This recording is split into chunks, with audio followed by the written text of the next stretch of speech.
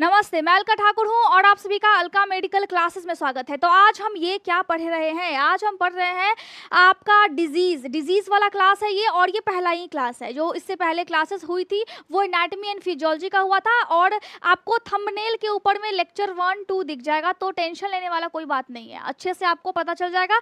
ये आपका हो रहा है मेडिकल, सर्जिकल, नर्सिंग आप कह लीजिए, या फिर अगर कोई फिजियोथेरेपिस्ट के स्टूडेंट्स हैं तो उनको पैथोलॉजी में ये बहुत सारे डिजीज पढ़ने पड़ते हैं, उनमें भी सर्जरी है, उनमें भी डिजीज पढ़ने पड़ते हैं, लेकिन उनका थोड़ा सा अलग सिलेबस हो जाता है। मेनली हम ध्यान दे रहे हैं जो नर्सिंग के छात्र हैं और जो कंपटीशन की तैयारी कर रहे हैं, एम्स की तैयारी कर रहे हैं, एम्स नर्सिंग स्टाफ की तैयारी कर रहे हैं, नर्सिंग ऑफिसर की तैयारी कर रहे हैं, नॉर्सेट की तैयारी कर रहे हैं, क्योंकि नॉर्सेट को दे करके ही फिर आपको एम्स में चांसेस मिलते हैं जॉब करने के लिए, या फिर आप कोई भी गवर्नमेंट हॉस्पिटल की तैयारी कर रहे हो, आप DSSS की तैयारी कर रहे हो, RRB की तैयारी कर रहे हैं। मतलब एक तरह से समझिए कि आप अगर नर्सिंग ऑफिसर के लिए पढ़ रहे हो या फिर आप कोई नर्सिंग का कोर्स कर रहे हैं, तो उसके हिसाब से मैं सारे सिलेबस को बड़े आसानी से एक एक करके आपको समझाऊंगी, और साथ में हम क्वेश्चंस भी अप्लाई करेंगे, साथ में पढ़ते जाएंगे और अच्छे तरीके से हम पढ़ेंगे। कोई भी डाउट होता है आप टेलीग्राम पे आकर के मुझसे पूछ सकते हैं, मैं आपको बता दूंगी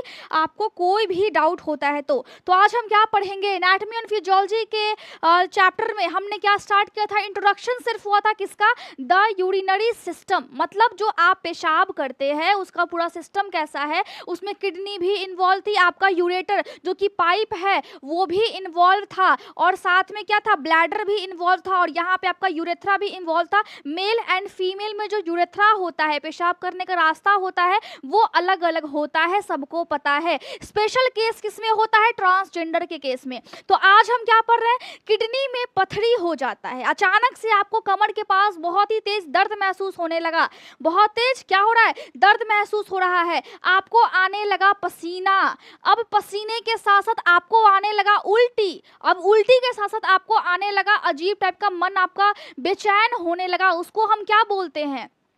उसको हम बोलते हैं नॉजिया। मतलब उल्टी हो नहीं रहा है लेकिन उल्टी होने का अंदर से इच्छा हो रहा है, तो उसको हम क्या बोलेंगे? उसको हम बोलेंगे नॉजिया। अगर उल्टी हो जाए उसको हम क्या बोलते हैं? उसको हम बोलते हैं वॉमिटिंग। तो जब किडनी में पत्थर है तो क्या बोलेंगे उसको मेडिकल टर्म में? डॉक्टर साहब के पास आप जाएंगे, या फिर अगर आपको देखना है पेशेंट को तो क्या बोलेंगे? रीनल कैलकुलस बोलेंगे। क्या बोलेंगे? Renal calculus. अब यहाँ पे कहीं कहीं आप देखते होंगे किताब में कि रीनल कैलक्यूलाई भी लिखा हुआ है। दोनों का क्या मतलब है? मेडिकल टर्म में किडनी को हम क्या बोलते हैं? रीनल बोलते हैं, और कैलकुलस और कैलक्यूलाई दोनों में फर्क क्या है? अगर किसी भी आदमी के किडनी में अगर एक पत्थर है तो वो वहाँ पे कैलकुलस लिखा जाएगा, लेकिन एक से ज़्यादा है मतलब बहुवचन हो गया तो उसको हम कैलकुलाई लिखेंगे। अगर किसी आदमी के किडनी में 2 पत्थर है, 3 पत्थर है, 4 पत्थर है, उसका अनेक पत्थर है, तो हम उसको क्या बोलेंगे? कैलकुलाई बोलेंगे, क्योंकि वो बहुत सारे हैं इसीलिए। ठीक है, तो रीनल कैलकुलाई, या फिर इसको हम क्या बोलते हैं? या फिर हम इसको बोलते हैं नेफ्रोलिथिएसिस। नेफ्रोलिथिएसिस। अब यहाँ पे नेफ्रो का मतलब क्या है? किडनी जो हमारी बनी हुई है ना, वो छोटे छोटे माइक्रोस्कोपिक स्ट्रक्चर से बना हुआ है। उस छोटे से स्ट्रक्चर को, वो जो स्ट्रक्चर होता है वो कुछ इस टाइप का होता है, कप टाइप का। ठीक है, अब ये जो स्ट्रक्चर है ये मैं आपको बाद में एनाटॉमी एंड फिजियोलॉजी के लेक्चर में मैं आपको समझाऊंगी, अभी हम वहाँ पे यहाँ तक पहुँचे नहीं है। ठीक है, तो ये जो स्ट्रक्चर है, ठीक है, ये जो स्ट्रक्चर है इसको हम क्या बोलते हैं? नेफ्रॉन बोलते हैं। इसीलिए हम बोलते हैं कि किडनी का जो स्ट्रक्चरल और फंक्शनल यूनिट है, मतलब इकाई क्या है किडनी का? इकाई है आपका नेफ्रॉन। ये जो नेफ्रॉन है, ये नेफ्रॉन से मिलकर के ही पूरा किडनी तैयार है, और अगर हम ध्यान से देखेंगे, माइक्रोस्कोप से देखेंगे तो हमें नेफ्रॉन दिखाई देगा, इसीलिए हम इसको नेफ्रोलिथिएसिस बोलते हैं। लिथिएसिस का मतलब होता है स्टोन, स्टोन का मतलब होता है पत्थर। अब बॉडी में पत्थर कोई बाहर वाला पत्थर है क्या? नहीं, बाहर वाला जो पत्थर है वो पत्थर नहीं बनता है। बॉडी में हमारे क्या होता है? हमारा होता है मिनरल्स होते हैं, सॉल्ट्स होता है, वही एक जगह पे इकट्ठा होकर के फिर स्टोन का फॉर्मेशन ले लेते हैं, मतलब स्टोन बन जाता है। इतना समझ में आ गया। अब होता क्या है कि जब भी आपको स्टोन होगा तो हल्का फुल्का आपको बुखार रह सकता है, आपको लग सकता है कि बुखार है, आपके पेशाब में खून आ सकता है। जब भी पेशाब में खून हम आंखों से देख पाते हैं, मतलब पेशाब आपने किया, आपको दिख रहा है कि खून है, अब उसको क्या बोलेंगे? उसको हम बोलते हैं मेडिकल टर्म में ग्रॉस, क्या बोलेंगे? ग्रॉस हीमेट्यूरिया। अब अगर पेशाब में खून आया है तो मेडिकल टर्म में हमने बोला है इसको हीमेट्यूरिया। ये एम्स पटना नर्सिंग स्टाफ का जो एग्जाम था 2020 में, उसमें ये सवाल आया था कि अगर आपके पेशाब में खून रहे तो मेडिकल टर्म में आप उसको क्या बोलोगे? तो हम उसको क्या बोलेंगे? हीमेट्यूरिया बोलेंगे। अगर पस रहे तो हम क्या बोलेंगे? तो हम बोलेंगे प्यूरिया। ठीक है, पस रहे तो हम क्या बोलेंगे? प्यूरिया बोलेंगे। तो दोनों में आपको समझना है, दोनों में आपको समझना, ये 2019 में आया था और ये 2020 में ये वाला सवाल आया था। तो दोनों सवाल को याद रखना है। अगर हम अपनी आंखों से देख रहे हैं कि पेशाब है एक डब्बे में और उसमें लाल लाल सा खून हमें दिख रहा है, तो हम उसको क्या बोलेंगे? ग्रॉस हीमेट्यूरिया बोलेंगे। ठीक है, अब इतना समझ में आ गया। अब ये जो आपका किडनी में जो पत्थर होता है ये कब हो जाता है? जिनका एज 40 हो चुका है और 40 से ज़्यादा वो बढ़ते जा रहे हैं, मतलब उनका एज हो रहा है, और 60 साल के बीच में, 40 से 60 साल के बीच में जितने भी लोग हैं उनमें पत्थर होने की संभावना किडनी में बहुत ही ज़्यादा होती है। नॉर्मल अगर हम देखें तो किडनी में कहाँ पे होता है? ये जो आपका सिस्टम है पूरा, क्या हम इसको बोलते हैं? इसको बोलते हैं यूरिनरी सिस्टम। किडनी में अगर हम देखें तो यहाँ पे आपके किडनी में पत्थर होने की संभावना बहुत ज़्यादा होती है, और इस वाले एरिया को हम क्या बोलते हैं? रीनल पेल्विस बोलते हैं। एनाटॉमी एंड फिजियोलॉजी के लेक्चर में आप आइएगा शाम को 6 बजे, याद रखना है 6 से 6:30 के बीच में लेक्चर यूट्यूब पर आ जाता है। आपको सीखना है, पढ़ना है, और फिर आपको कॉमेंट्स करना है क्या दिक्कत है। आप अगर देखते हैं कि मैं कॉमेंट्स का रिप्लाई नहीं कर पाती हूँ तो फिर जा करके टेलीग्राम ग्रुप पर आप कीजिए, वहाँ पर मैं देख लूँगी। तो यहाँ पर यूरेटर भी होता है, आगे एक रास्ता है, एक पाइप है, यूरेटर होता है। अगर यूरेटर में हो जाए तो हम क्या बोलेंगे? यूरेटेरोलिथियसिस बोलेंगे, यूरेटेरोलिथियसिस। देखिए ये सब मेडिकल टर्म है और ये आपके एग्जाम में आएगा। कंपटीशन का आप तैयारी कर रहे हैं, कभी ना कभी आपको एग्जाम तो देना ही होगा, नर्सिंग ऑफिसर बनना है, एग्जाम तो आपको देना ही होगा। तो अभी से अगर आप कोर्स कर रहे हैं तो अभी से आप अपने बेस को स्ट्रॉन्ग कीजिए ताकि बाद में जा करके दिक्कत ना हो। इंपॉर्टेंट ये भी है कि अगर आप प्राइवेट में भी काम करते हैं तो नॉलेज आपको होना चाहिए। ठीक है, तो यहाँ पे क्या होता है कि किडनी में यहाँ पे देखिए स्टोन है ना, ये स्टोन। अब यहाँ पे हमने ये सीखा है कि 40 से 60 साल के बीच में जो लोग हैं उनको ज़्यादा पथरी होने की संभावना होती है। देखिए चाय आप बहुत ज़्यादा पीते हैं, चाय बहुत ज़्यादा पसंद है, लोग बोलते हैं कि पथरी चाय से हो जाएगा क्या? बिल्कुल चाय से हो सकता है। चाय लंबे टाइम तक पियेंगे आप, उसमें क्या होता है? उसमें कैफीन होता है जो कि पथरी बनाने की संभावना, मतलब अपने अंदर कैपेसिटी रखता है, और जिससे संभावना होती है कि आपको फ्यूचर में जाकर के फिर आपको पथरी हो जाए। कहाँ पे होगी? किडनी में हो जाएगा पत्थर। अगर यहाँ पे किडनी में पत्थर हो गया तो क्या आपका पेशाब तो किडनी छान देगा, लेकिन क्या पास हो पाएगा? चाय तो बन गया, क्या वो छनेगा? अगर छनने के ऊपर हमने कुछ डाल दिया तो क्या वो छनेगा? नहीं छनेगा, नहीं छन पाएगा, तो आगे ये नहीं बढ़ पाएगा, जिसकी वजह से यहाँ पे किडनी में पानी भर जाएगा। आप सुनते होंगे किडनी में पानी भर गया है, उसको मेडिकल टर्म में क्या बोलते हैं? हाइड्रोनेफ्रोसिस बोलते हैं। ठीक है, क्या बोलते हैं? हाइड्रोनेफ्रोसिस। अगर आपके यूरेटर में पानी भर गया तो क्या हम उसको क्या बोलेंगे? हम उसको बोलते हैं हाइड्रो यूरेटर। चलिए, तो पानी तो भर जाएगा, क्योंकि अगर जहाँ भी किडनी में स्टोन हुआ तो पेशाब तो छन जाएगा लेकिन आगे पास नहीं हो पाएगा। इसीलिए बोलते हैं कि जब भी आपको कमर के आसपास दर्द हो तो आपको ये समझ जाना चाहिए कि हाँ कुछ ना कुछ तो दिक्कत है बॉडी में। बॉडी ऐसे ही आपको इंडिकेशन नहीं देता है, बॉडी आपको बताता है कि आपकी बॉडी में कुछ ना कुछ दिक्कत है। चलिए, तो इतना समझ में आ गया कि आपको क्या दिक्कत हो सकता है। किडनी में पत्थर है और उसका जो टर्म्स है वो आपको याद रखना है। कोई भी दिक्कत होता है आप पूछ सकते हैं, 1 बार 2 बार 3 बार 50 बार मैं आपको बताऊंगी, लेकिन आपको प्रिपरेशन बड़े अच्छे से करना है। ठीक है, चलिए अब यहाँ पे बात तो ये हो गया कि जब आप हरी मटर को खाते हैं, इसमें क्या होता है? गाजर खाते हैं, इसमें ऑक्सलेट होता है। चलिए, किडनी में पत्थर है, लेकिन पत्थर कौन से टाइप का है? किडनी में पत्थर है लेकिन पत्थर कौन से टाइप का? अगर पसीना निकलता है, बहुत अचानक से तेज दर्द आपको कमर के आसपास महसूस होने लगा, जब भी एक आदमी को किडनी में जब पत्थर है और उसका दर्द है, तो कैसे पहचानेंगे कि किडनी में पत्थर वाला जो दर्द है वही वाला दर्द है, पथरी वाला ही दर्द है? अगर आदमी को है तो आपके कमर के आसपास से अचानक से आपको दर्द महसूस होगा और वो आपके टेस्टीज तक जाएगा, पेनिस के आसपास के एरिया तक और आपकी जांघों के आसपास बस दर्द बड़े करंट की तरह लगेगा, जिस तरह करंट लगता है ना आपको किसी और को देख करके, उसी तरह अचानक से आपको दर्द महसूस होगा और पसीना भी निकलेगा। जब पसीना निकलेगा उसको हम क्या बोलते हैं? उसको हम बोलते हैं डायाफोरेसिस। क्या बोलेंगे? डायाफोरेसिस। सारी चीज़ों को याद रखना है। पसीना आएगा ज़्यादा तो क्या बोलेंगे? डायाफोरेसिस बोलेंगे। मैं रिपीट इसीलिए कर रही हूँ। अब जब एक फीमेल को दर्द महसूस होगा तो उसको लगेगा कि उसको पीरियड्स वाले दर्द है। नाभि के नीचे वाले पोर्शन में आपको दर्द महसूस होगा और आपके भी जांघों तक वो दर्द जा सकता है। पसीना अचानक से आएगा उसी टाइम में आपको उल्टी करने का मन करेगा या फिर आपको उल्टी होगा। तो समझ जाना है कि हाँ, किडनी में पथरी है शायद, इसी वजह से मुझे ऐसा ऐसा फील हो रहा है। जो पत्थर है वो कितने तरह के होते हैं? पत्थर भी एक तरह के नहीं होते। जिस तरह रोड पे आप देखते हो अजीबोगरीब पत्थर होते हैं, अलग अलग तरह के होते हैं, अलग अलग शेप में होते हैं। किडनी में भी पत्थर कुछ होते हैं। कैल्शियम स्टोन होता है, एक होता है यूरिक एसिड स्टोन, एक होता है स्ट्रूवाइट स्टोन होता है और एक होता है सिस्टीन स्टोन। अब ये होता क्या है इसके बारे में अच्छे से हम डिटेल में डिस्कस करेंगे। क्या होता है देखिए, सबसे पहला क्या होता है? कैल्शियम फॉस्फेट वाला स्टोन होता है, ठीक है। कैल्शियम स्टोन कह लीजिए या फिर कैल्शियम फॉस्फेट वाला स्टोन होता है। इसमें क्या होगा कि 80% जो किडनी में पत्थर होता है वो इसी टाइप का पत्थर होता है, इसी टाइप का पत्थर होता है। ये कैल्शियम और फॉस्फेट से बना हुआ होता है, क्योंकि हमारे बॉडी में ही एज अ वेस्ट रहता है और वही आपस में जाकर के अचानक से इकट्ठा होने लगता है, जिसकी वजह से फिर हमारे को प्रॉब्लम होना शुरू हो जाता है।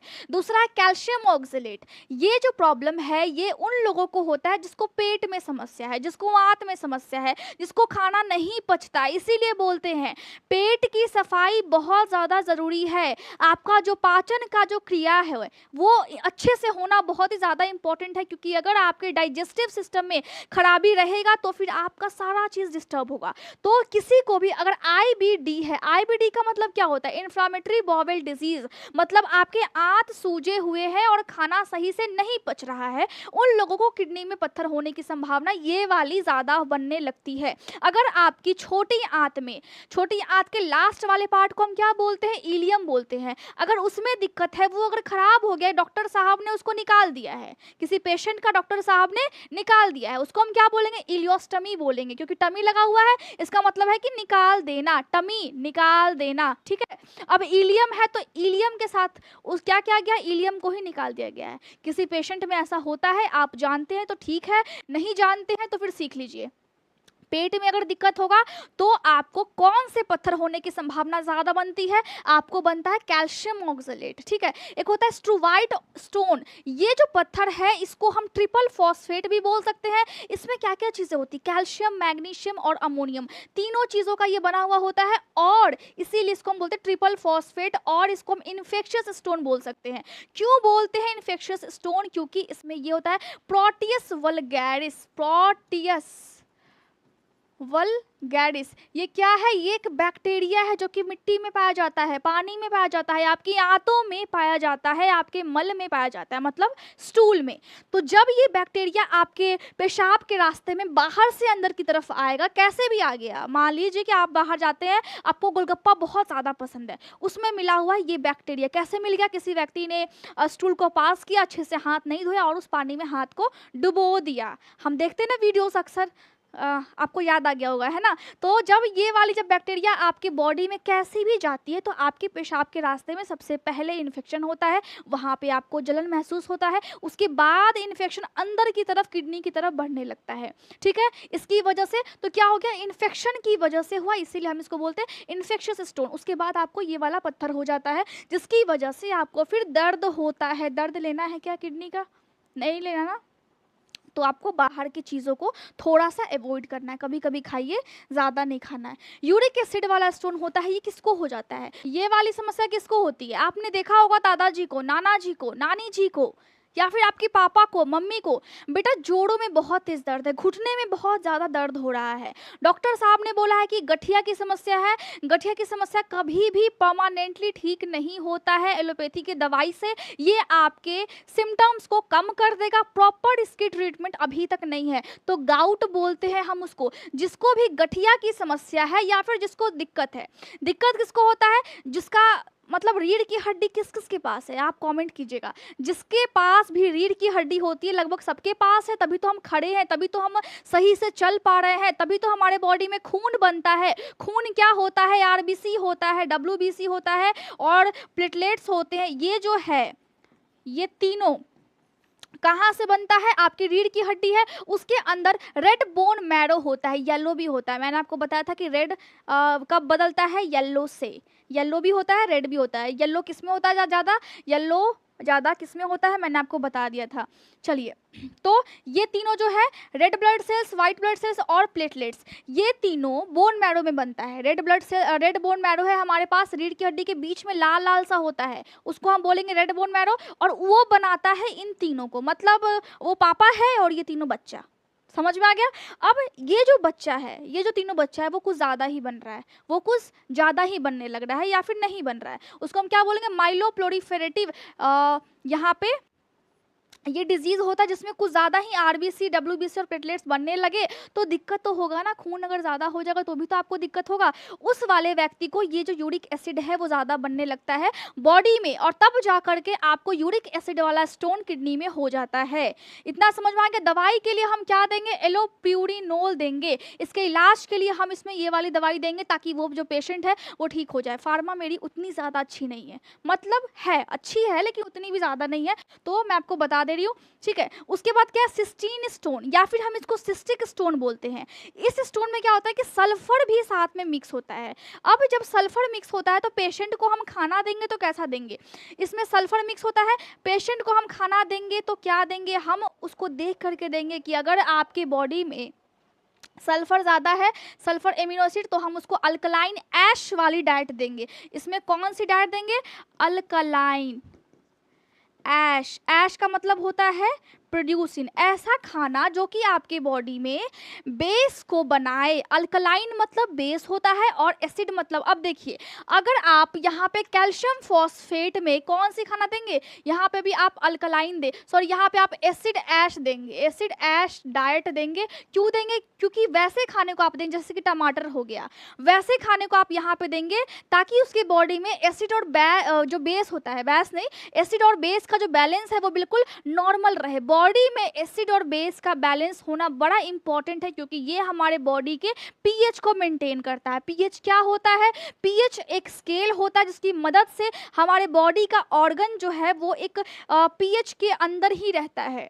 अब अगर हम बात करें यहाँ पे अपने बॉडी पार्ट की, तो विजाइना का जो पीएच है वो क्या होता है, 3.5 से 4.5। वो मैंने आपको रिप्रोडक्टिव सिस्टम वाले चैप्टर में डिस्कस किया था, लेकिन हम फिर से पढ़ेंगे। अब यहाँ पे इतना समझना है कि अभी जो स्टोन होते हैं, जो पत्थर होता है, तो सबसे पहले पेशेंट का इलाज कैसे किया जाएगा, सबसे पहले उस पत्थर को पहचानो जिस पत्थर ने उस आदमी के बॉडी में दर्द को पैदा किया है, उस आदमी को तकलीफ पहुंचाया है। तो वो कौन कौन से पत्थर हो सकते हैं, उन पत्थरों के नाम है calcium phosphate, calcium oxalate, struvite stone, uric acid stone और सिस्टिक स्टोन या फिर सिस्टीन स्टोन। समझ में आ गया, याद रखना है। कोई दिक्कत होता है आप कमेंट कर सकते हैं, ठीक है। अब यहाँ पे हमें इतना समझ में आ गया कि हाँ दिक्कत तो है। अब जब दिक्कत है तो हमें क्या करना है, हम पेशाब का जांच करेंगे। पेशाब का जांच करने के लिए हम पेशेंट को बोलेंगे कि सुबह सुबह आपको उठना है और पेशाब वाला एक छोटा सा डब्बा होता है ना, वो लेकर के उसमें पेशाब को भर देना है। पेशेंट का इलाज करना है, पेशेंट के इलाज के लिए हम ऐसा कर रहे हैं, लेकिन आपको उसके पेशाब को जांच करने के लिए ग्लव्स पहनना पड़ेगा। अब जो स्टाफ है, नर्सिंग स्टाफ, वो थोड़ी जा करके पेशाब का जांच करेंगे। लैब में उस यूरिन के सैंपल को भेजा जाएगा, उसको हम क्या बोलते हैं, यूरिन एनालिसिस क्या बोलते हैं, क्या बोलते हैं, यूरिन एनालिसिस।